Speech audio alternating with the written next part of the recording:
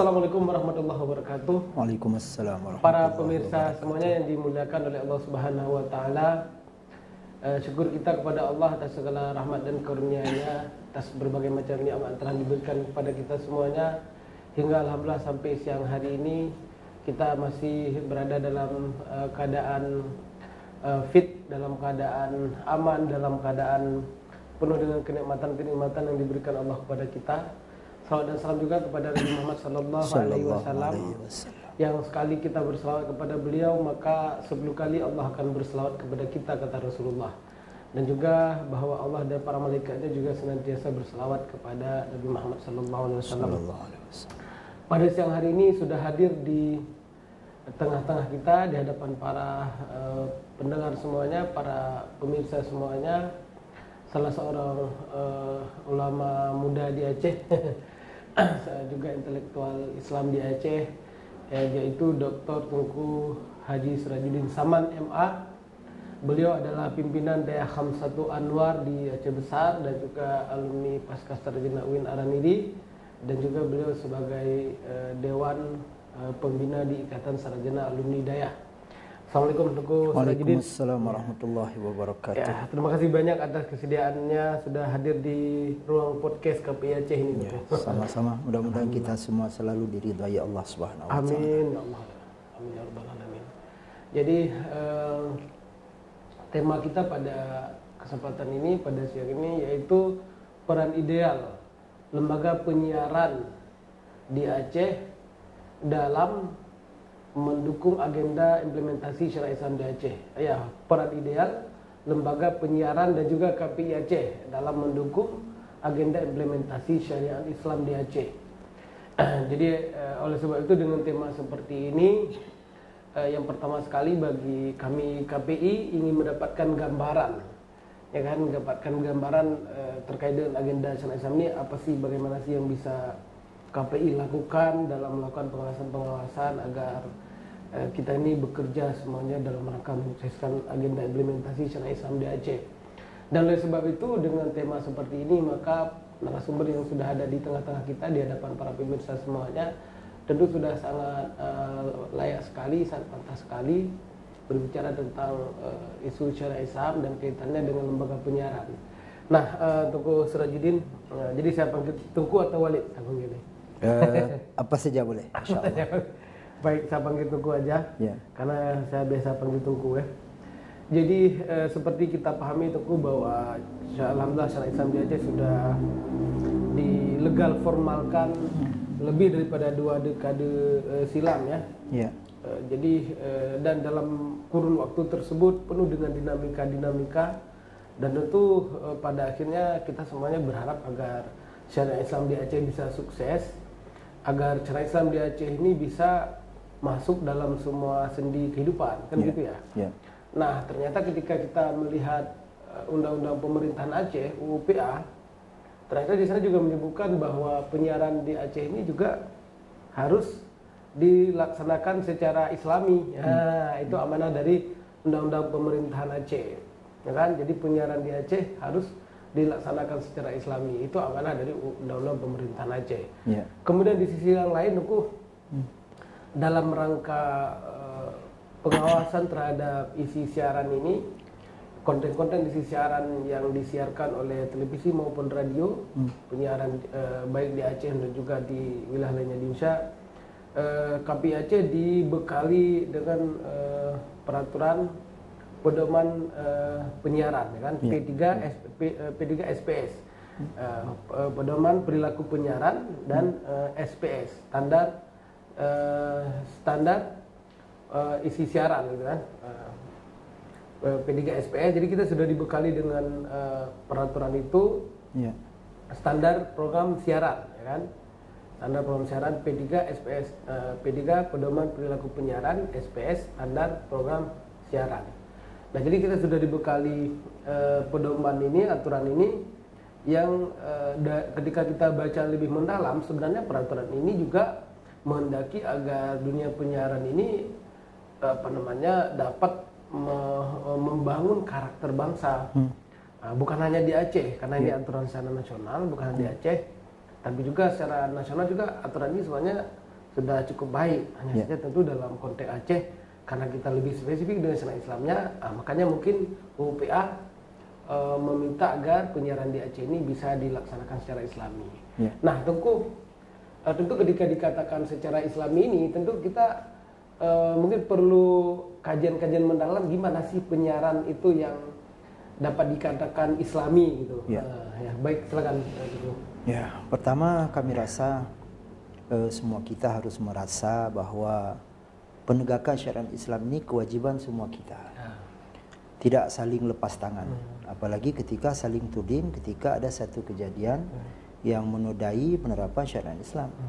Katakanlah si A menuding si B, lembaga A menyalahkan lembaga B terus berputar. Jadi ketika semua kita merasa bahwa ini kewajiban saya, semuanya. Ketika misalnya katakanlah sopir bus, ketika ada di hatinya rasa bahwa penegakan syariat ini merupakan bahagian dari kewajiban saya, maka dia akan berhenti. Ketika sampai waktu salat dia akan berhenti. Soal ada penumpang yang nanti tidak melaksanakan salat, itu terserah. Dia berhenti. Ya, dia berhenti. Bagi pedagang, dia akan menjual barang tidak melanggar aturan yang telah digariskan oleh Allah dan Rasul. Seperti barang yang sudah kadaluarsa, dia tidak jual lagi. Atau katakanlah seperti baju, ini sudah model lama, dia sebutkan bahwa baju ini adalah model lama dan lain sebagainya. Tapi sayang, maaf dalam tanda kutip, kebanyakan masyarakat memahami syariat Islam ini hanya pada potong tangan dan rajam. Dan itu yang terdengar di masyarakat umum. Bahwa ada pencuri, potong tangan, kemudian ada orang berzina, rajam dan sebagainya. Lalu di radio, di televisi, kemudian di nyanyi-nyanyi, di lagu-lagu, seolah-olah di sana tak ada syariat. Padahal di semua level masuk. Harus ada syariat Islamnya. Katakanlah seperti nyanyian-nyanyian yang beredar sekarang, termasuk lagu-lagu Aceh, kami pribadi merasa sedih. Dan kami punya satu harapan, tapi kami tidak tahu ini harus kami sampaikan ke siapa harapan ini. Nah, misalnya untuk mendukung apa yang disampaikan tadi, mudah-mudahan ada sebuah lembaga sensor mungkin ya, atau lembaga yang dia akan melakukan sensor sedini mungkin, semaksimal mungkin, baik terhadap lagu-lagu, terhadap isi konten-konten apapun, termasuk konten iklan dan lain sebagainya. Dan ketika ini lulus sensor, maka dia boleh tayang. Apakah itu melalui radio atau melalui hal-hal lain. Sebab ketika ada pembiaran-pembiaran, misalnya maaf, ada iklan yang dibuat penuh dengan kebohongan. Atau iklan dibuat untuk secara tidak langsung menyudutkan pihak lain dan mengangkat produk dia. Ini kan secara hukum Islam, secara syariat Islam ini tidak boleh. Ad-dinu la dharar wa la dirar, kata Rasul. Orang beragama itu tidak boleh memudaratkan orang lain dan tidak boleh memudaratkan dirinya sendiri. Nah, kami rasa ketika kita kaitkan dengan radio, walaupun ini apakah ini mungkin diterapkan, apakah kami boleh menyebut ini suatu hal yang mustahil, wallahu alam. Misalnya ada nyanyian-nyanyian yang isi nyanyian itu maaf kalau bahasa kami mungkin mengundang syahwat, mengundang birahi, ada bahasa-bahasanya, dan itu mungkin bagi mungkin operator dia tidak perlu menyaring ketika ada pesanan, ada telepon, lagu yang saya pesan lagu ini. Apalagi ada lagu Aceh baru-baru ini yang saya mengucapkannya pun tidak berani. Yang dengan bahasa yang sangat vulgar. Dia mengatakan kalau bahasa halusnya tidak boleh berzina di situ, tidak boleh melakukan perbuatan dilarang, dilanggar agama di situ. Tapi diucapkan dengan bahasa yang sangat tidak beradab. Dengan bahasa yang sangat tidak beradab. Sampai kalau saya pribadi untuk mengulangnya sebagai contohnya saya tidak berani. Nah, ini saya rasa juga merupakan hal-hal yang perlu ditata kembali, perlu diberikan pemahaman. Bagaimana sebuah bahasa yang bagus dalam sebuah nyanyian. Ya, tentu di samping bagi yang penyanyi ini dia mungkin maaf dalam tanda kutip ekonomi di situ, tapi dia juga harus menjaga norma-norma supaya tidak membawa syariat Islam ini semakin hilang. Kami rasa begitu. Ketika ada sebuah lembaga sensor yang bagus, apakah di bawah pemerintah dan dia independen, tidak boleh diintervensi oleh siapapun, nanti dia akan menyaring. Dan insya Allah dari dialah nanti akan lahir dua aturan tadi dipadukan, bagaimana yang ada di UU-PA kemudian dengan peraturan penyiaran dari pusat dipadukan, bahwa kalau dalam konteks Aceh ini seperti ini. Ya, mungkin dalam konteks di luar Aceh ini dibolehkan. Ya, terima kasih Pak Teguh. Jadi mungkin ini terkait dengan sensor ya. Sensor memang selama ini sudah ada, tapi mungkin dalam konteks Aceh mungkin kalau sensor di nasional dengan sensor di Aceh mungkin berbeda ya. Karena kalau berbicara sensor di Aceh ya tentu alat sensornya acara Islam gitu ya. Kalau di luar Aceh mungkin itu nggak masalah, tapi kalau di Aceh mungkin dianggap seperti itu ya. Kalau KPI Aceh sendiri ya memang pengawasannya dia pasca penayangan tuh. Jadi setelah ditayangkan baru kita bisa mengawasi. Berarti ditalaah kemudian baru diberikan rekomendasi bahwa ini bisa lanjut atau tidak. Respon, ya. Jadi kalau peran KPI sendiri kan menarik ya, mungkin pada penguatan fungsi lembaga sensor yang sudah ada mungkin itu yang perlu ditekankan ya. Tapi mungkin kalau kami rasa, tapi ini maaf mungkin agak sedikit. Mungkin sudah menjadi zamannya mungkin ya sekarang kebanyakan orang ketika dia bekerja tembakannya ekonomi, tembakannya gaji. Berarti bukan bahwa ini akan melahirkan sebuah masa depan yang baik bagi bangsa, sebuah masa depan yang baik bagi generasi. Nah, mungkin ini sudah mulai diabaikan oleh sebahagian orang. Jadi kalau bahasa kasarnya sehingga lahirlah bekerja tidak becus. Karena tembakannya adalah gaji. Yang penting setiap bulan dapat gaji. Jadi ketika kita kaitkan dengan ini, saya rasa ini dua hal yang sangat terkait juga. Kalau ini tidak ada pembenahan, nah mungkin akan luar biasa juga. Sehingga kita mendengar misalnya apakah benar atau tidak ada oknum-oknum tertentu ketika di kantor orang-orang mengeluarkan unek-uneknya, mengeluarkan fikirannya untuk melahirkan suatu aturan yang bagus, tapi dia tidur. Kemudian ketika dia jam 7.30 bisa pencet absen, dia pencet absen. Kemudian setelah itu dia keluar keluyuran kemana-mana, jam berapa, jam 2.15 pencet lagi, ya pencet lagi. Dia menjadi seorang pegawai teladan di kertas. Dia mendapat penghargaan dari negara. Nah ini saya rasa terkait dengan seperti tadi, fungsi maksimal ini sangat perlu.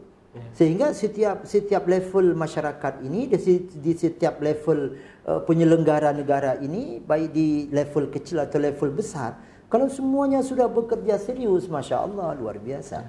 Luar biasa. Jadi akan lahir ini termasuk di lembaga sensor tadi. Nah, ini ketika memang secara aturan ini boleh, ya boleh. Secara aturan ini tidak boleh, ya tidak boleh. Tapi ujung-ujungnya mungkin akan ada juga seperti disampaikan tadi, tak punya anggaran.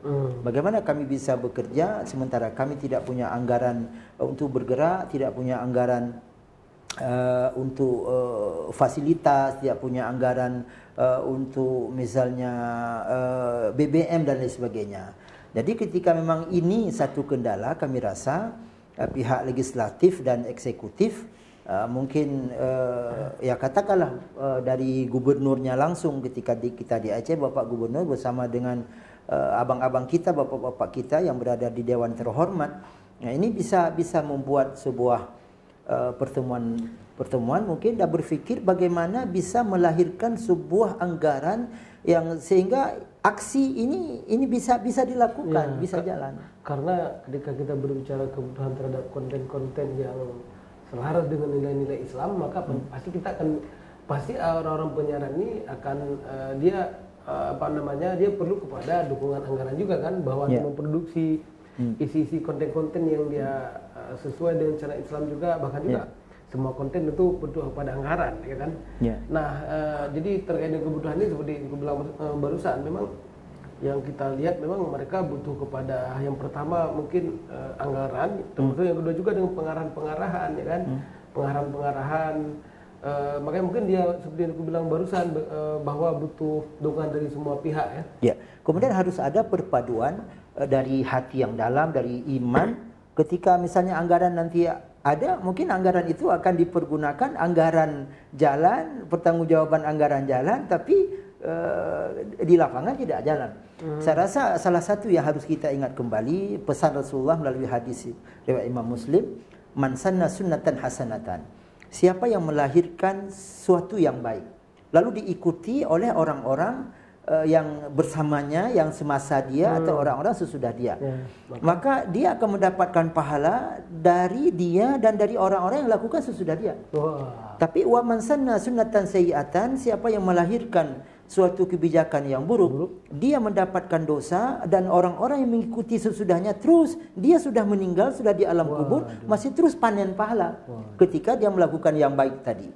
Sementara sebaliknya dia terus mendapatkan panen dosa jariah, padahal dia sudah meninggal sudah bertahun-tahun. Nah, saya rasa kalau dimulai dari sini, insya Allah semua kita akan ambil bagian.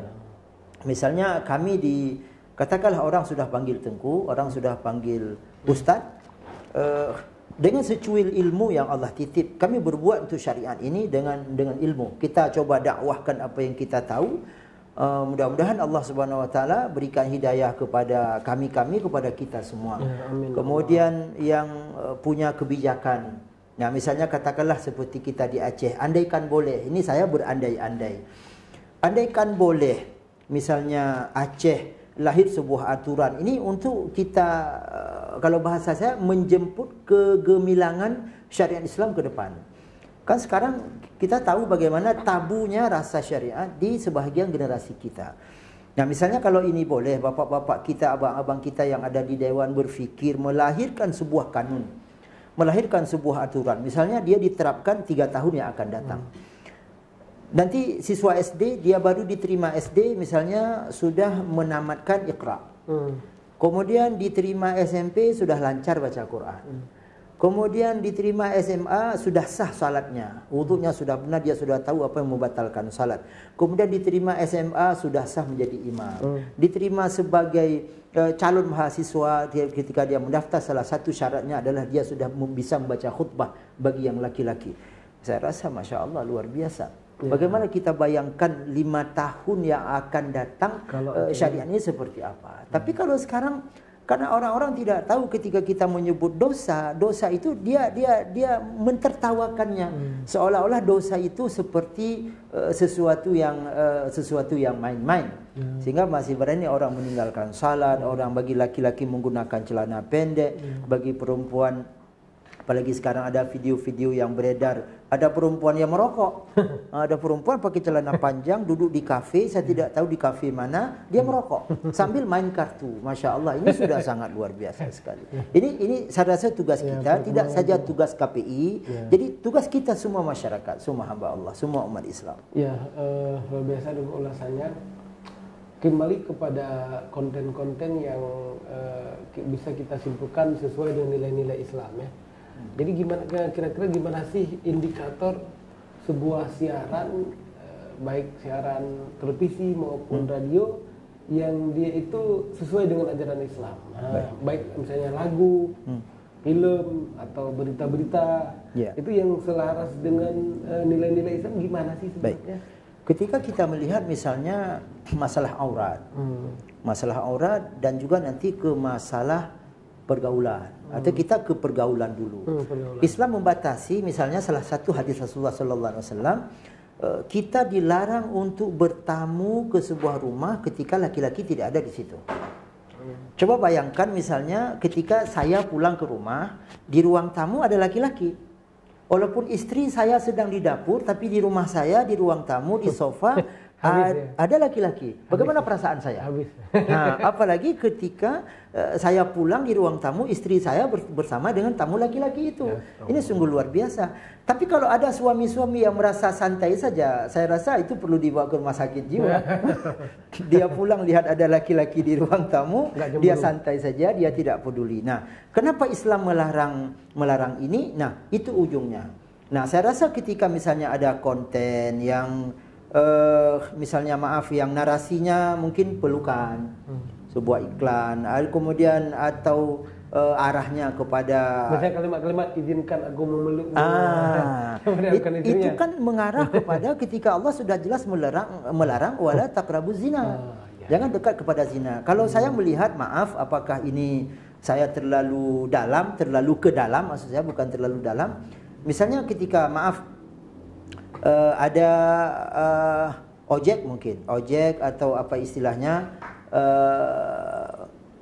orang cari sewa lah tapi pakai kereta. Sopirnya laki-laki, penumpangnya perempuan. Ketika mereka duduk berdempetan, ini melanggar syariat. Karena maaf ini saya sering sampaikan, mungkin orang-orang menganggap bahasa saya terlalu vulgar, terlalu lepas. Kan orang itu tidak sama. Misalnya kan ada orang yang kurus, ada orang yang tubuhnya sehat, ada orang yang tubuhnya ketika tersentuh dengan kita terasa kasar, ada yang sangat lembut. Coba bayangkan kalau sopir itu, maaf, keluarganya di rumah tidak seperti yang dia harapkan. Nah, mungkin dia mengharapkan seorang wanita yang tubuhnya lembut, yang tubuhnya apalah istilahnya. Nah, ketika dia merasakan ada orang lain di belakangnya yang seperti harapan di hatinya selama ini, sementara di keluarganya tidak ada, apa yang akan terjadi? Pasti hatinya mulai berkecamuk, nafsunya bangkit, syaitan masuk, dan mungkin bisa terjadi kepada hal-hal yang tidak diinginkan. Ini sebenarnya tujuan Islam membatasi dan termasuk juga kepada konten-konten seperti yang disebutkan tadi. Apalagi dengan bahasa-bahasa mungkin di iklan itu main-main seperti bahasa tadi, izinkan aku memelukmu. Coba bayangkan ketika dia merasakan itu ya. Dia meresapi itu, dia pulang tadi main-main tapi nampaknya sepertinya serius. Dan lain sebagainya, Kemudian bahasanya juga tidak ada bahasa menghina, karena Islam jelas, konsep Islam tidak boleh la yaskhar qaumun min qaumin. Tidak boleh satu kaum itu memojokkan, mencela, mencemooh, menghina. Nah, ketika ada iklan yang narasinya memojokkan orang lain atau memojokkan kelompok lain atau menjatuhkan satu-satu lembaga, nah ini jelas tidak dibolehkan.